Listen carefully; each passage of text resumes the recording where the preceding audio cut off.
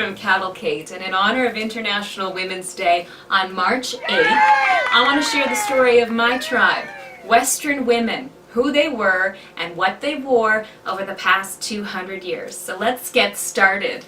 I'm pretty pumped about this. In the early 1800s, our families had not yet arrived to the Canadian prairies. The majority of them were still in Britain and Europe, working hard, eating little, with one set of clothes. And at that time, you were either very poor or very wealthy. But regardless of the money gap, every woman wanted the same look: a thin waist with a full gathered skirt. The in look was so popular, women were literally dying for it. During the 1800s, it's documented that some 3,000 women were burned alive when their crinolines caught fire.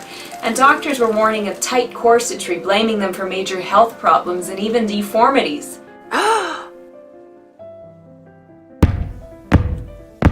Horsewomen were even at risk in the saddle. Their long, heavy skirts could catch on their side saddles, and there was much to be feared from a dragging death.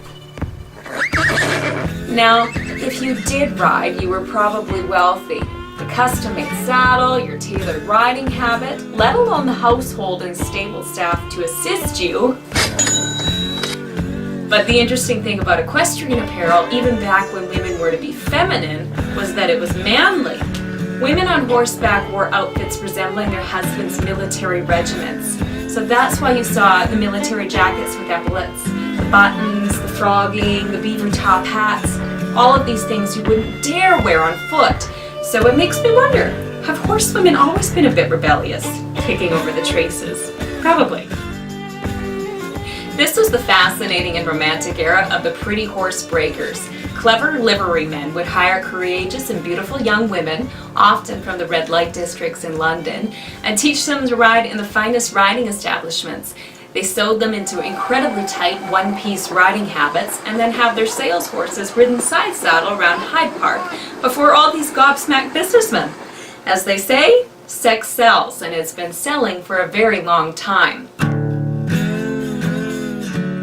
The concerns behind female health and wellness birthed the very first feminists. In 1850, far before the time I first thought of suffragettes, fine forward-thinking ladies wore men's pants in protest. But it was too much scandal too soon, and the women's movement had to abandon the idea because of all the negative backlash.